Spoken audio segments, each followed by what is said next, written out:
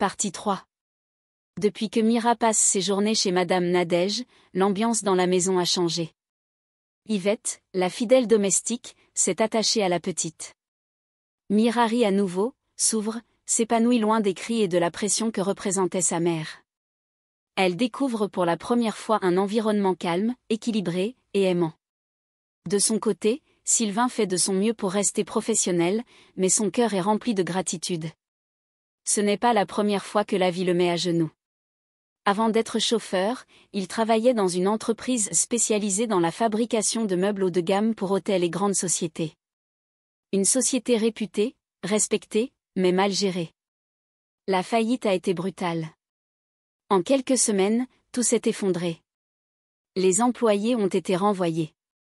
Et Sylvain, malgré son expérience solide et son sens du détail, n'a pas retrouvé de poste dans le secteur.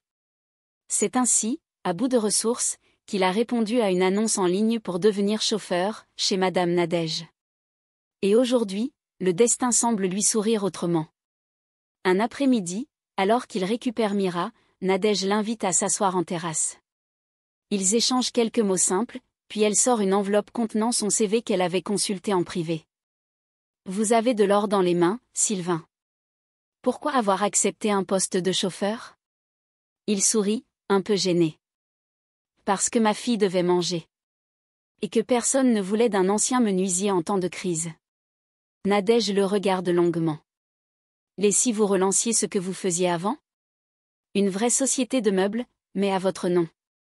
Je peux vous aider à démarrer. » Sylvain ouvre grand les yeux, presque choqué. « Moi ? Créer ma propre entreprise ? Oui. Vous avez les compétences, l'expérience, et le feu sacré. Je vous avancerai les fonds nécessaires, et quand la société commencera à bien tourner, vous me rembourserez, doucement, à votre rythme. » Un silence.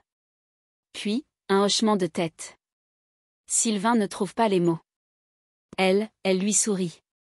Et pour la première fois depuis longtemps, Sylvain sent qu'il est vu, vraiment vu. Quelques semaines ont passé. Dans un petit atelier prêté par un ami de Nadège, Sylvain recommence à créer. Il reprend les gestes qu'il pensait avoir perdus. Le bois sous ses doigts, l'odeur de la colle, le bruit des machines. Il revit. Yvette passe parfois lui déposer des plats, Mira vient faire ses devoirs dans un coin. Et Nadège vient observer discrètement, admirative. Un samedi soir, après une longue journée d'atelier, Sylvain repasse chez Nadège pour dîner avec sa fille. Nadège l'invite à rester. Ce soir-là, pas de protocole. Ils mangent tous ensemble autour d'un plat simple. On dirait une vraie famille. Mira rit à gorge déployée. Yvette sourit en les observant. À la fin du repas, Mira s'endort sur le canapé. Sylvain aide à débarrasser. Puis il s'assoit près de Nadège sur la terrasse. « Je ne sais pas comment vous remercier ?» dit-il doucement. « Ne me remercie pas. Tu n'as fait que redonner vie à ce que tu avais déjà en toi. » Ils échangent un regard long, intense. Puis, dans le silence de la nuit, leurs mains se frôlent et se cherchent. Le lendemain, il parle à Mira. « Tu serais d'accord pour qu'on vive tous ensemble ?»